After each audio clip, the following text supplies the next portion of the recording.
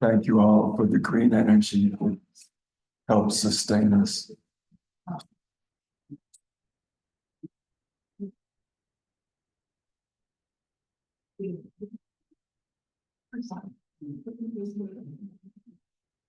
Before we delve into Mark Nepo, I found a short poem that I'd like to read.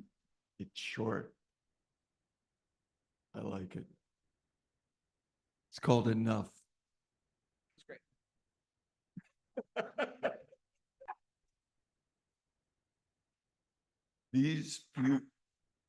These few words are enough. If not these words, this breath. If not this breath, this sitting here, this opening to the life we have refused again and again until now. Until now.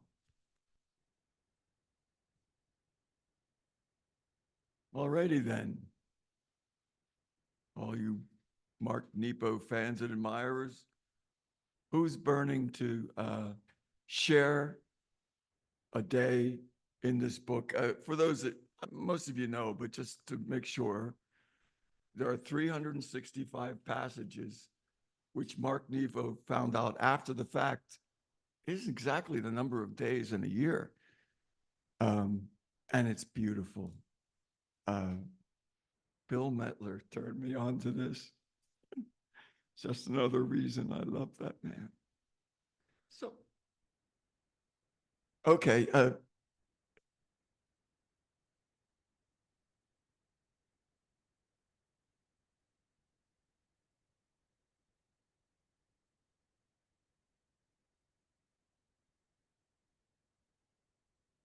Okay. As a practicing Buddhist, naturally, I had to find something in here that works. So we have June 27th on, this is the large print edition, on page number 339, if anyone wants to follow along. The monkey and the river. It is said a great Zen teacher asked an initiate to sit by a stream until he heard all the water had to teach. After days of bending his mind around the scene, a small monkey happened by, and in one seeming bound of joy, splashed about in the stream. The initiate wept and returned to his teacher, who scolded him lovingly. The monkey heard. You just listened. With the best of intentions, we often build false careers of studying the river without ever getting wet. In this way, we can ponder great philosophy without ever telling the truth, or analyze our pain without ever feeling it, or study holy places without making where we live sacred. In this way, we can build a cathedral at the water's edge, spending all our time keeping it clean. Or we can count our money or say our prayers without ever spending anything or ever feeling God's presence. In this way, we can play music or make love skillfully without ever feeling the music of our passion. The apprentice was brought to tears because the monkey, slapping and yapping in its way in the river, had landed in a moment of joy. And the apprentice knew that all his reverence and devotion and meditation had him brought the joy of a monkey. The river, of course, is the ongoing moment of our living. It is the current that calls us to inhabit our lives. And no matter how close we come, no matter how much we get from staying close with a sensitive heart, nothing will open us to joy but entering the stream. I once was on a screened-in porch on a lake I used to visit every summer for 20 years. My friend and I were watching it rain, as we had done countless times over the years. Suddenly, like that simple and beautiful monkey, my friend bound up, slapped the screen door open, tracked his clothes, and jumped into the rain-filled lake. I watched like the apprentice, feeling the pain of always being dry. Then I shed my clothes and jumped in too. There we were in the center of the lake, water from above in our mouths, in our eyes, pelting us, water entering water, lives entering their living, each pelt of rain on us, and in the lake, uttering, joy, joy, joy. As you move through your day, notice your interactions with others and with the life around you. Notice if you are watching what is happening or if you are a part of it. If you're watching, place your heart in the stream where it is before you, the way you might dip your hand in running water. Do this by opening your heart with your out breath and letting life in with your in breath. Watch and be. Open and let in. Listen and get wet. Thanks, Jeff. Thanks. Well, who else? All right, Roseanne. It's a McNair doubleheader.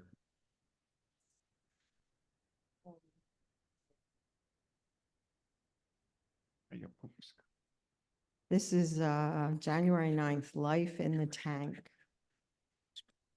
It was a curious thing. Robert had filled the bathtub and put the fish in the tub so he could clean their tank. After he'd scrubbed the film from the small walls of their make-believe deep, he went to retrieve them. He was astonished to find that though they had the entire tub to swim in, they were huddled in a small area the size of their tank. There was nothing containing them, nothing holding them back. Why wouldn't they dart about freely? What had life in the tank done to their natural ability to swim? This quiet yet stark moment stayed with us both for a long time. We couldn't help but see those little fish going nowhere but into themselves. We now had a life in the tank lens on the world and wondered daily, in what ways are we like them? In what ways do we go nowhere but into ourselves? In what ways do we shrink our world so as not to feel the press of our own self-imposed captivity? Life in the tank made me think of how we are raised at home and in school. It made me think of being told that certain jobs are not acceptable and that certain jobs are out of reach, of being schooled to live a certain way, of being trained to think that only practical things are possible, of being warned over and over that life outside the tank of our values is risky and dangerous. I began to see just how much we were taught as children to fear life outside the tank. As a father, Robert began to question if he was preparing his children for life in the tank or life in the uncontainable world. It makes me wonder now in middle age if being spontaneous and kind and curious are all parts of our natural ability to swim. Each time I hesitate to do the unplanned or unexpected, or hesitate to reach and help another, or hesitate to inquire into something I know nothing about, each time I ignore the impulse to run in the rain or to call you up just to say I love you, I wonder, am I turning on myself, swimming safely in the middle of the tub? Thank you, Roseanne. go next?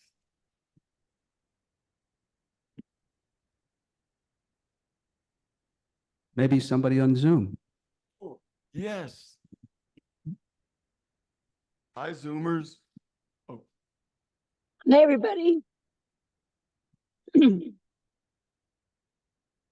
It's Linda Rica. Can I be heard? yes. Yes. Hi.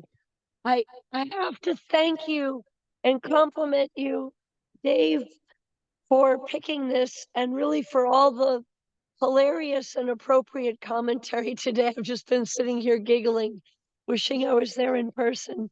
You're really on today with your heart and your mind and everything. This book touched me because I was driving home my usual sailing stint, an hour and a half late at night, and I downloaded the book and I listened to about a half a year worth of these missives and guides, and I just feel the book is brilliant. And the disadvantage of the audiobook is I can't flip to any page to tell you what I liked, but I moved heaven and earth to make sure I was part of this today because it really touched me. And I will be listening to this in maybe a little different way as an audiobook, sometimes in the background, what's referred to as passive learning. It's just a different way of learning and using a tool as to sort of have it making new tapes in my mind as I go about my day as one of the ways of using this book. So I just wanted to say compliments and thanks and share that idea. And perhaps because I have a 40-foot by 25-foot by 2-story red barn, and I just finished doing a lot of paint, buying a lot of cans of red paint, I can't unhear the one where he talked about gathering up the red paint. I don't know what day it is, but it was early in the year because I started at the beginning. Good way to begin at the beginning. And he has, I'm sorry, I have laryngitis and congestion and you name it, but I'm doing this anyway. And so he has this story that the gist of it is that he's very determined, laser focused, and stubborn. None of us would relate to that, especially not me. And he's gathering up all the tools and the paint cans and the stirring sticks and the brushes and the everything, and looks like a bag lady pretty much, and has it all in his hands. And he's struggling to get in the door without putting anything down. And therein lies the rub and the message that um, he ends up, I guess, falling backwards and spilling red paint all over himself. Thank you. And Thank you, Linda.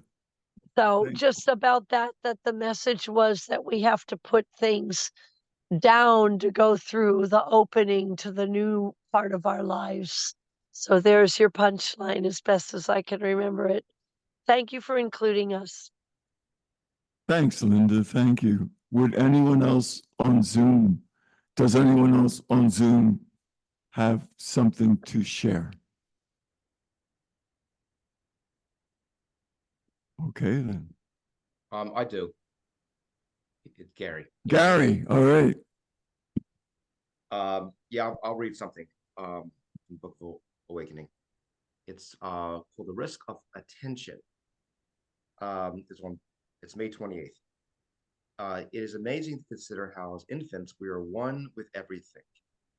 In time, of course, we learn how to distinguish between ourselves and others, between the world we carry inside and the world we move through. But ironically, the sages of all paths are those who, after lifetimes of experience, try to return to this primary state of oneness. When I think of the moments I have felt most alive, they all have this quality of joining all of what I keep inside with everything outside me in a way that makes me forget myself. They all feel timeless and open-ended. Tenderly, the deepest moments of making love allow us to join in that oneness beyond ourselves, to do certain moments of being immersed in great music or great open spaces.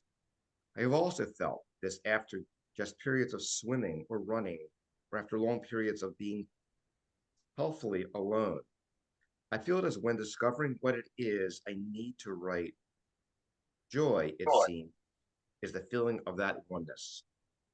Not surprisingly, it is the risk to love, the risk to give our full attention that lets what is eternal within merge with what is eternal without. In those moments of oneness, we, as drops of spirit, join the larger river of spirit. And so it is the risk to be fully present that opens us to oneness that flows through all things, the way a spring brook flows from your acre through my fence, through my land, and on through my neighbor's fence and land. Just as that rush of water ignores all we have built in between, so the wholeness of life moves through us all, undermining all the walls we maintain. It seems we always have choice to remain a builder of fences or to enter the stream that ignores all fences. Thank you. Thank you, Gary. Oh. Anyone else? All right, Nance.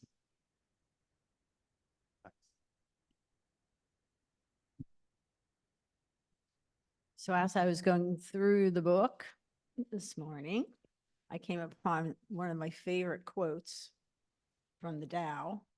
It's kind of like the Chinese Bible. And I used to say this a lot in my yoga classes, and it goes like this: be content with what you have. Rejoice in the way things are. When you realize there is nothing lacking, the whole world belongs to you. I love that. I memorized it and I've just never forgotten it. That was not the one I picked to read though. I thought it would be kind of fun to do the very last one. So when I looked it up, I've always liked this, and I didn't realize it was from African Bushmen, but it's this saying, instead of saying hello and goodbye, they say hello as I see you. I see you, Norm. See you, Nancy. I see you, Susan. I see you, Annie. And I see you, Winnie. And then when you leave, you say, I am here. So it says, this timeless bearing witness is both simple and profound, and it is telling that much of our modern therapeutic journey is suffering to this end, to have who we are and where we are be seen, to see who we are and where we've been. For this simple and direct affirmation, it is possible to proclaim our own presence, to say, I am here. So I'm not going to read it. It's kind of long. I know we have a lot of time, but I'll just read the very last paragraph. As far back as we can remember, people of the oldest tribes, unencumbered by civilization, have been rejoicing in being on earth together. Not only can we do this for each other, it is essential. For as stars need open space to be seen, as waves need the shore to crest, as dew needs grass to soak into, our vitality depends on how we proclaim and rejoice. I see you, I am here.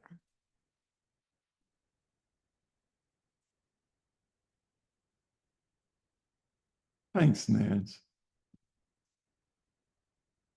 Well, I hadn't planned to read anything because I'm an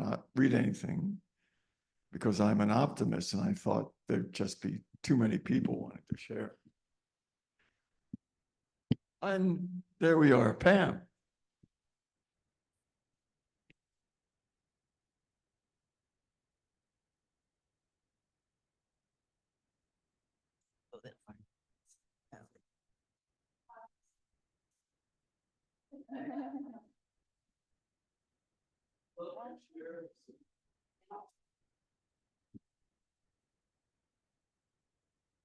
This is from October 22nd, Staying Present.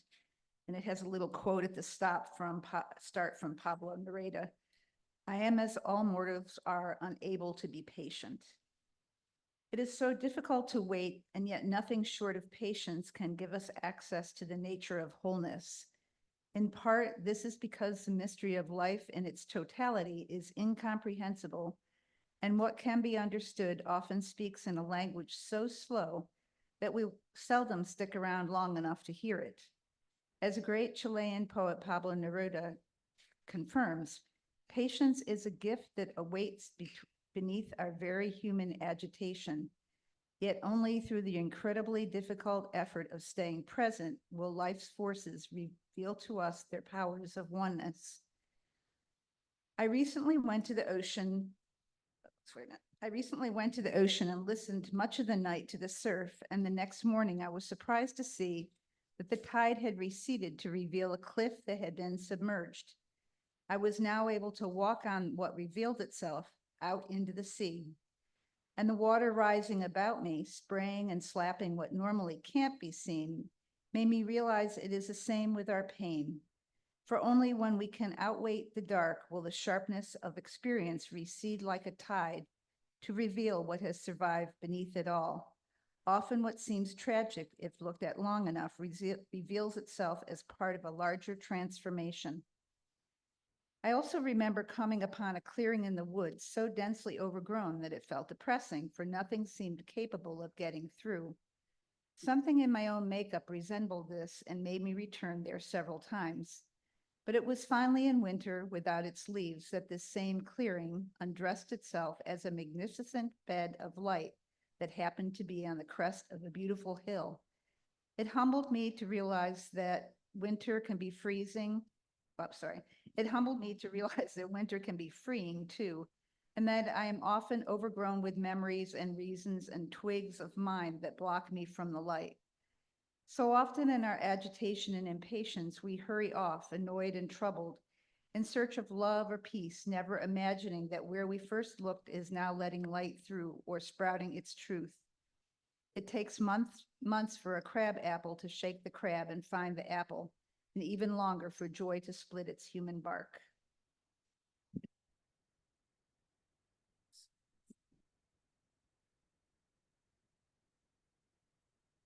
Thank you, Pam. I know one thing I forgot, birthdays. Anybody, I know Linda Rika just had a birthday. Thank you. Yes, I did. 65th, the big one. All right, well, anybody else? Annie, Had just had his 13th birthday yesterday. And I said, oh, now you're a teenager.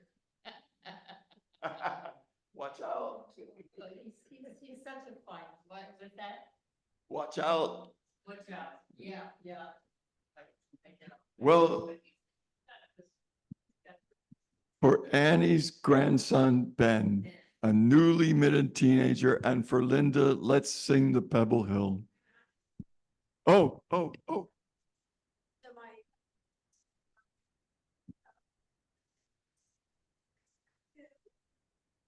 Oh,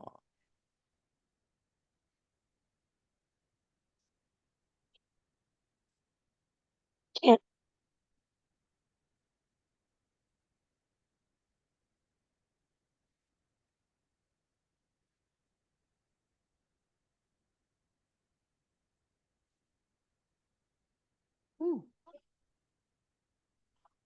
so for those on Zoom, just about everyone Nancy is related to or knows had a birthday recently. So let's sing. Happy birthday, we love you. Happy birthday, and may all your dreams come true. When you blow out the candle, one life stays aglow. go. It's the love light in your eyes wherever you go. Thank you. Love you. Yeah.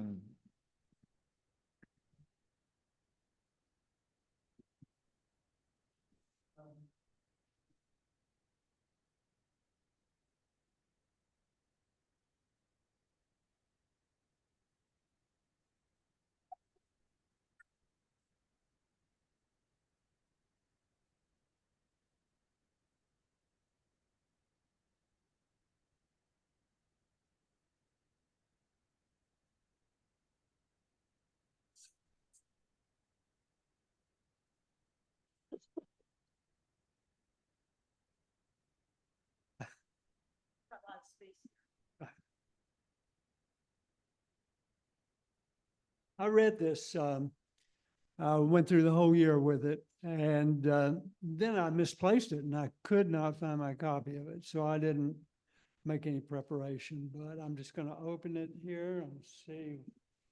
I'm looking. Ooh.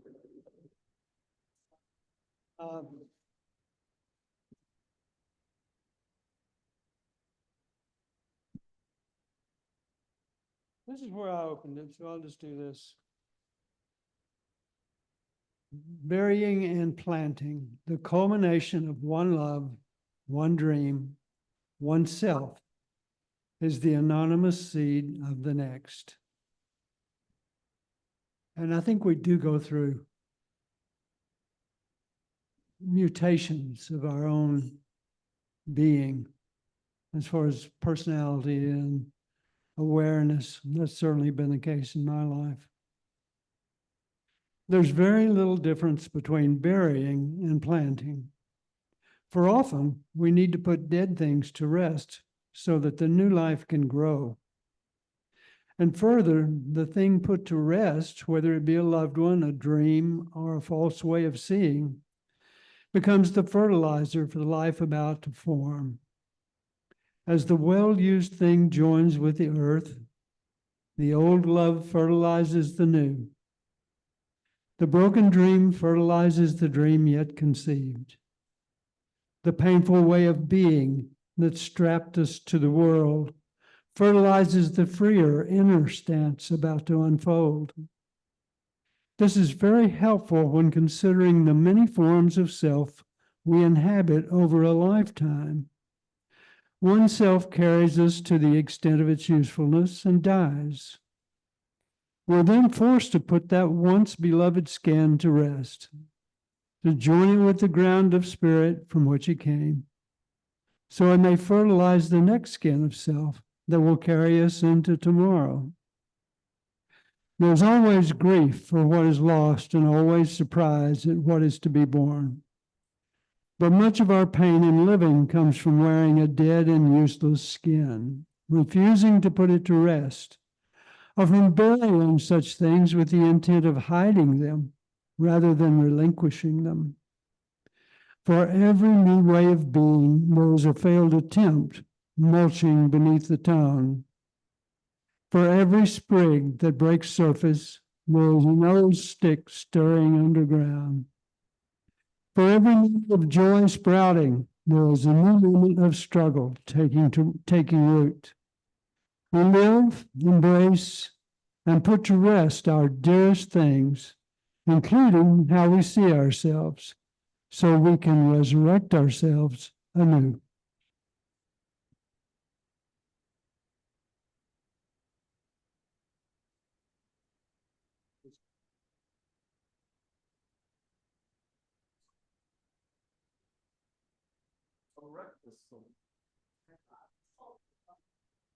Yeah, Robin. Do you wave? Yes? Yes.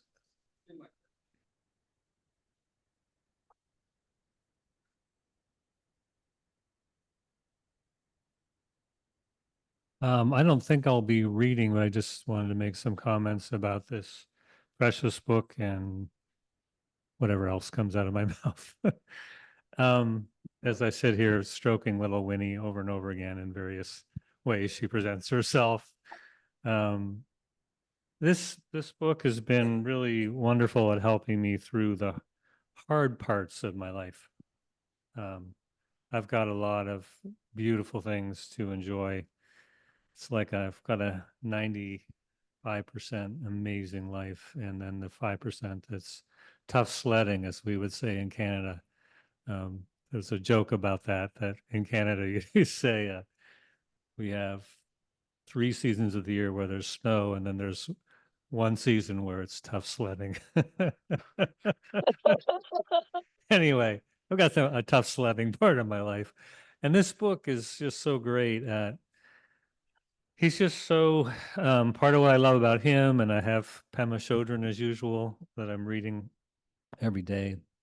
What I find about these teachers that seem to speak from both a higher and a lower perspective.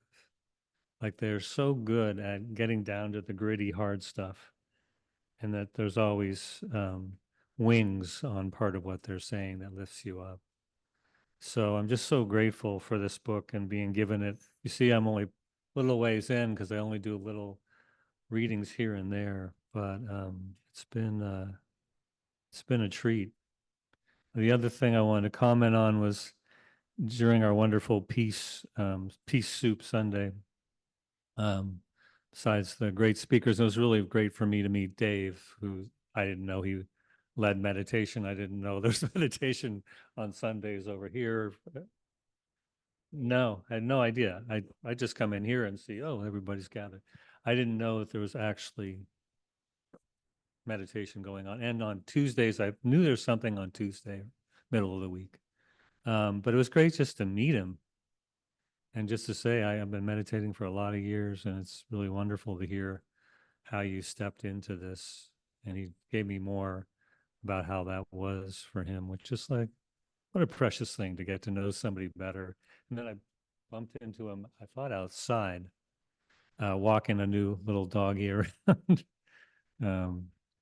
So anyway, last week I got to sit next to Moose for the Peace Soup Sunday, and I just, because of this concussion, thinking is not easy.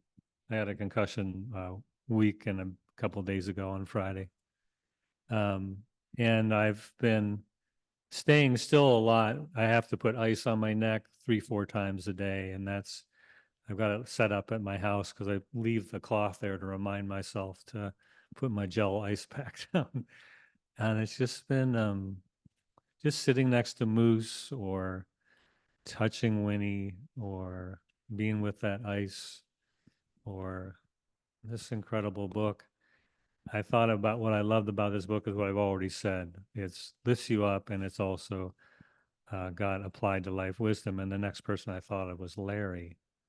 And Larry came in and sat down next to me. He didn't see me closing my eyes to go off into Bobo land. And he said something and said, "Oh, sorry for interrupting." I said, "You're the perfect interruption." Because I just love that, Larry, when we share with each other, we just talk about what's real and what's hard on our hearts and what's beautiful. So thanks once again for being my pack. It's a good place to be. And someday when I can read again, I'll read it fast.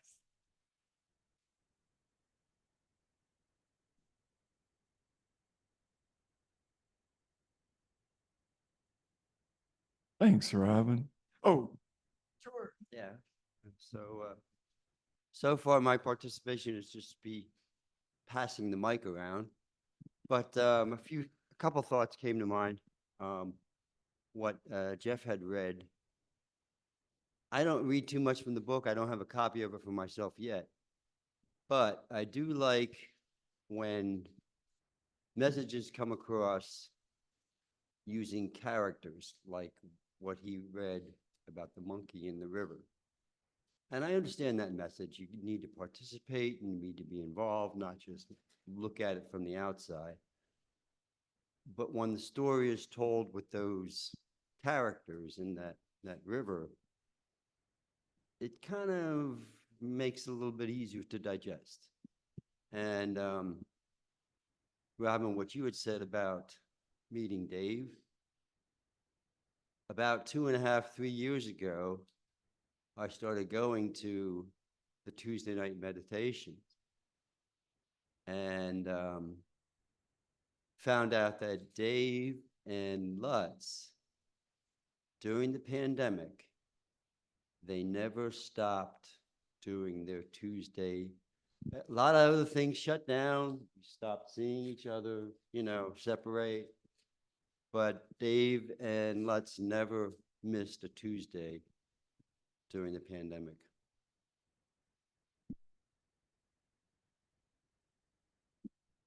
Thanks, George. That was heartfelt. I want to talk a little about Dave. I've known him since he first came to Pebble, which was eons ago, late 80s. And he was really shy. He wasn't sure of his place here as yet. And he said one of the reasons for that is he was raised with a whole bunch of sisters, and he was the second youngest. And one thing is he and Moose had met each other years before at some sort of spiritual thing, years before he ever came to Pebble, which I just think is cool. We have a universe of people who find each other again and again through the same river of spirituality. But Dave, I think it was my second camp, and it was his first. And he was still pretty shy, holding back, but there were 5 guys named Dave there.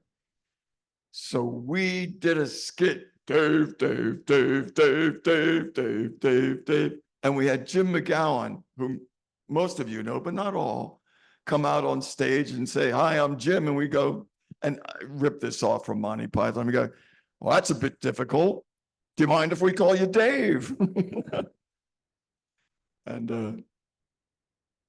And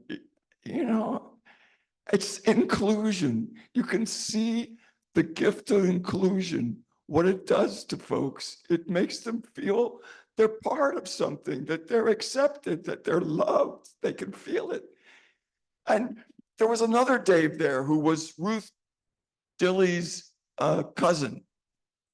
And he was from Texas, first time he'd been there. And he was so inspired. He had I can't remember his name, but he brought an electric sign and programmable. And I immediately had it to say, "Dave is God," right? And one of the Daves, Ruth Dilley's nephew, got so inspired, he had pencils made for all of us that said, "Dave is God." And I still have a T-shirt that says, "Dave is God." And it's just those silly but warm things that are the kind of lovely glue, the jelly on the sandwich that makes us happy, Yeah, there was something else I wanted to say. Hi, Barbara. Who here has not seen Barbara perform?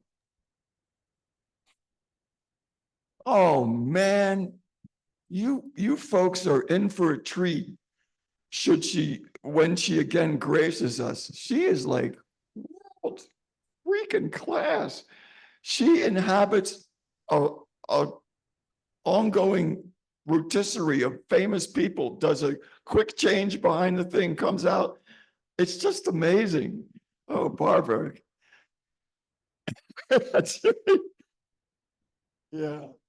But you're just one. We have so many talented people. That's another thing about Pebble, is that it allows people to discover and share the talent that was already inside them.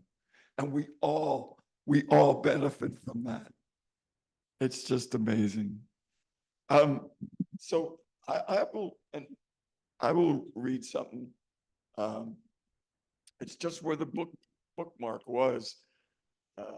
Wasn't one I chose, but like Larry, you can't go wrong in this book.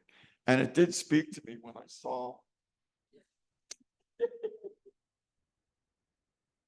when I saw the title, I thought, oh, okay. Weakness. Our strength will continue if we allow ourselves the courage to feel scared, weak, and vulnerable. No talking in class. This is a prayer for the ages. In fact, it helps to define weakness in spiritual terms as any habit of mind or heart that prevents us from seeing things exactly as they are, or in their entirety, or with our entire capacity to feel. These are the blindnesses that continually keep us from truth, oneness, and compassion. We are all frail. We all make mistakes. We all fall prey to 1,000 emotions and exaggerations. But these things make us rich, not weak, if we are willing to face them squarely. In truth, it is not the tissue of humanity that defeats us, but rather our refusal to accept who we are and to live accordingly, limitations included. Underneath it all, this blindness in its many recurring forms is the cause of most cruelty. For it is during those moments when we think we see so clearly that we break things that are irreplaceable, not even realizing that they were precious. After breaking many things in my life, hearts, heirlooms, robin's eggs, I am humbled to admit that the only difference I see on earth between being strong or weak is the honesty with which we face ourselves, accept ourselves, and share ourselves, blemishes and all. You know, I was raised Catholic, went to Catholic school through 5th grade, and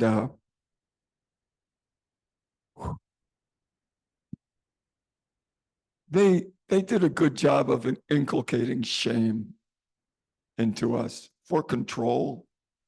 And shame is such a terrible thing. And when I fall short, me personally, of who I want to be, I feel shame.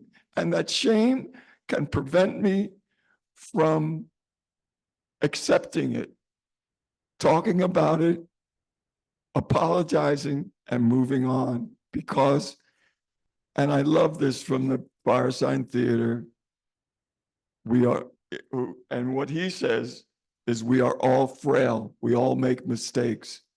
And how's I like to put it, we are all bozos on this bus. We just are. We're imperfect. We're here on this planet in this lifetime to evolve, to address our imperfections, and that can take courage to do, to face the fact that you have done something that falls short of who you think you are. So thank you, Mr. Bookmark, for bringing this passage of Mark Nepo.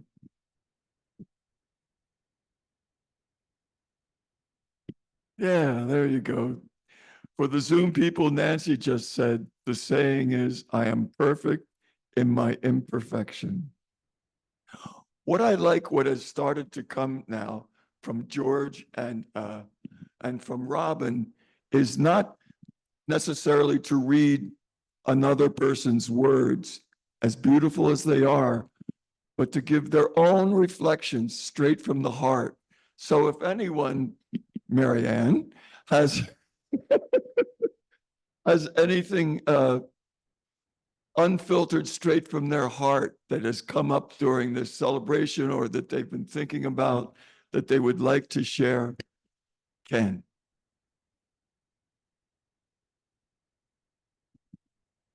I want to build on what Nancy just said about I'm perfect in my imperfections. I just remember one time I was sitting, beating myself up for various flaws and whatever, being pretty hard on myself. And this voice came to me and it said, I made you and I said you were good. And I respond to the voice with a list of my failures. And the voice said, well, I never said I was finished.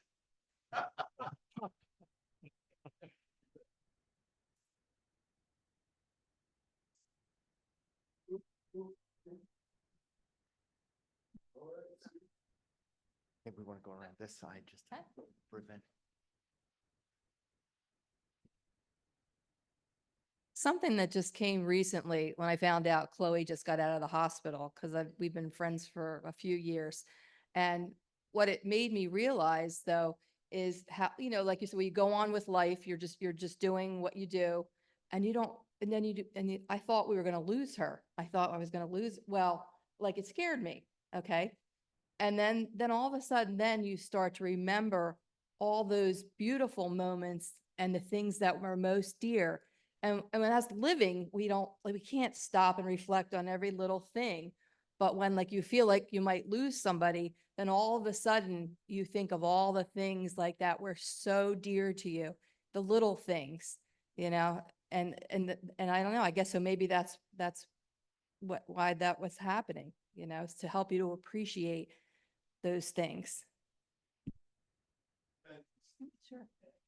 Oh, Mary Ann. Okay, here you go. Since you made me feel like I had to. And I am actually going to speak about shaming.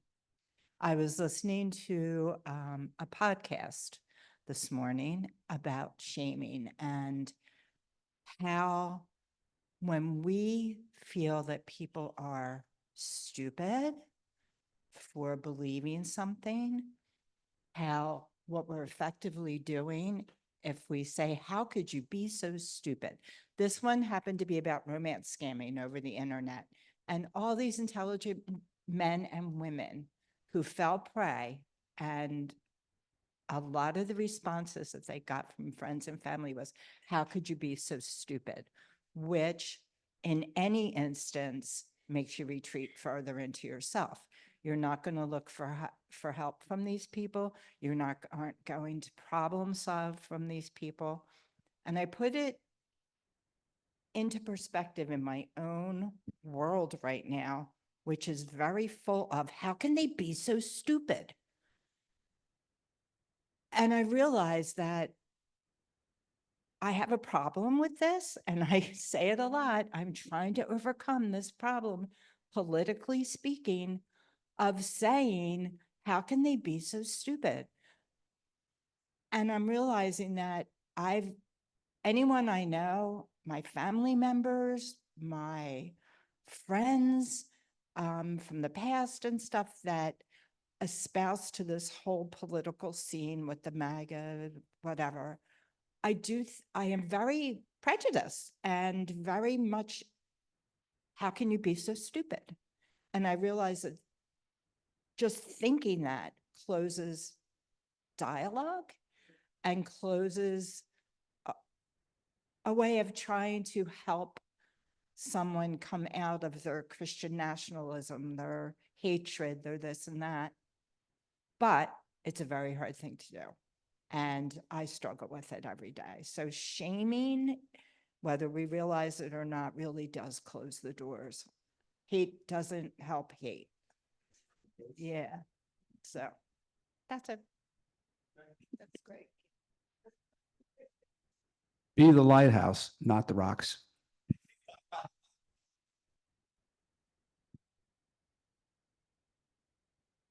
Thank you, Jeff. I love that we have an overtly practicing Buddhist in our midst because it brings a richness of religious tradition that hasn't always been espoused here, even though we all want it to be. So thank you, Jeff and Roseanne, and all you semi-Buddhists out there too.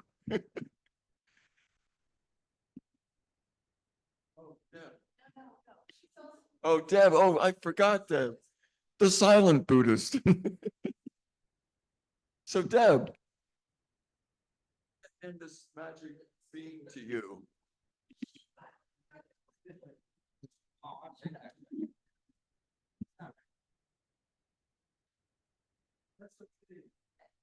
Brought yourself. Speak for yourself. If you want, whatever you want. You're among friends. Okay, never mind. Some people aren't as easily swayed by peer pressure. What I like about being Buddhist is that it requires you to not follow any dogma. It requires you to question everything that is taught from Buddha himself. And what fits you at the moment, keep it. What doesn't seem right, drop it. And as time goes by and you apply it experientially, trying to be the monkey in the water, something else about what's been taught strikes a new chord. And another gate opens to another field of experience. And in that new field, you realize it's a very large field with many gates and things to learn beyond this. So you vow to follow Dharma gates beyond measure and come to new understanding and being open. And you're not original sin, you've got the Buddha nature inside. And a lot of what they're trying to do is shed all the layers of society, family, friends, rhetoric, pressure, shaming, and realize your innate natural self that you had at the moment of birth in a beautiful way. And that's why I like being Buddhist.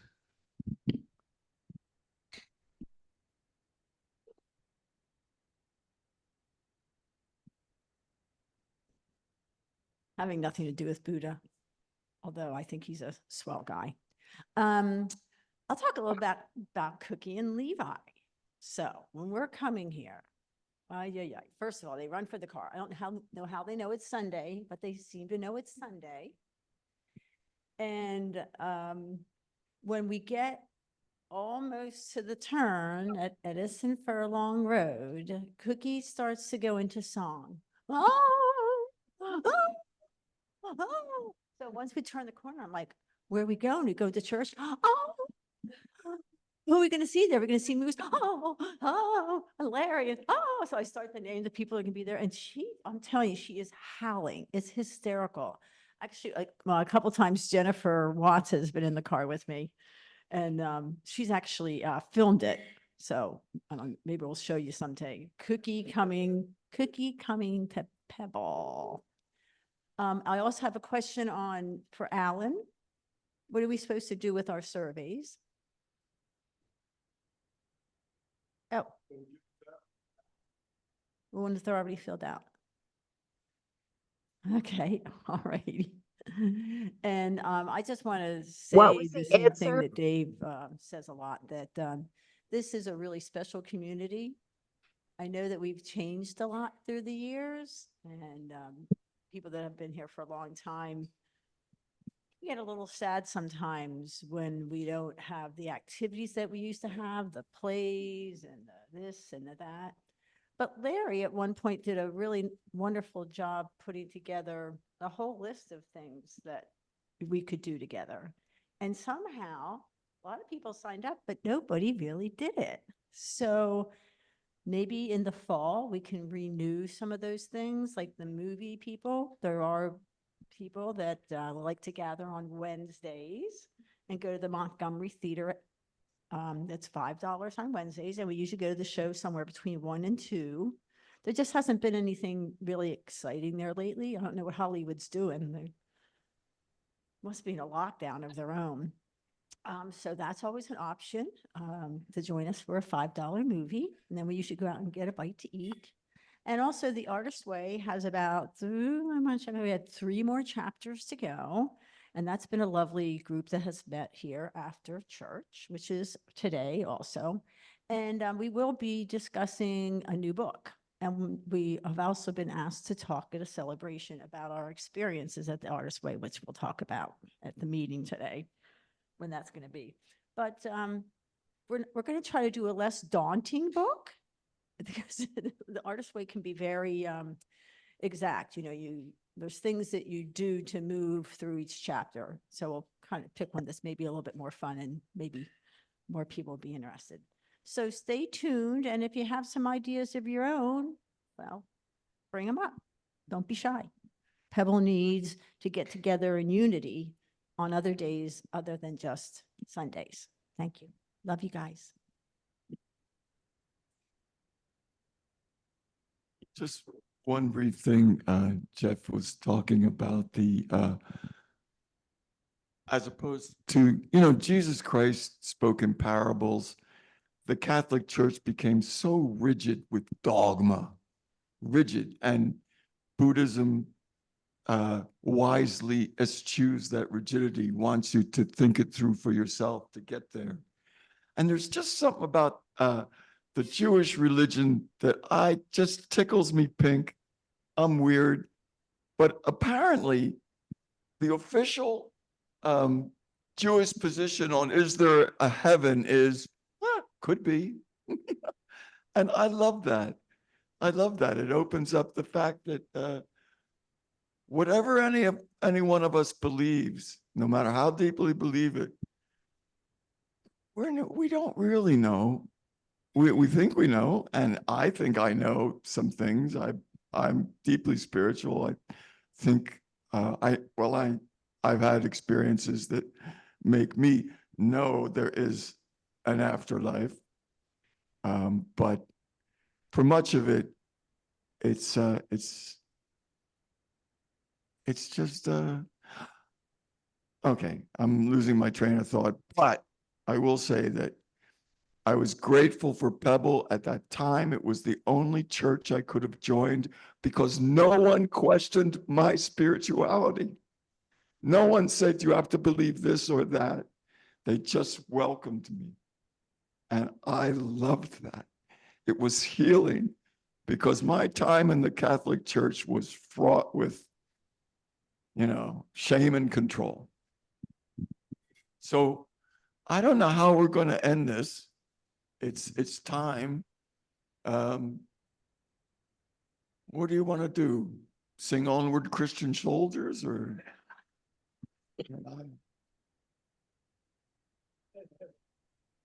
Let there be peace on earth. Kumbaya,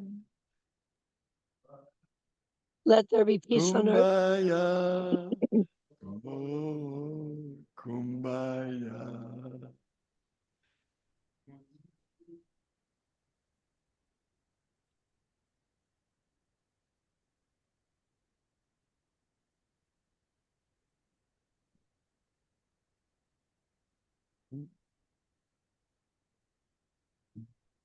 I like that suggestion, Linda.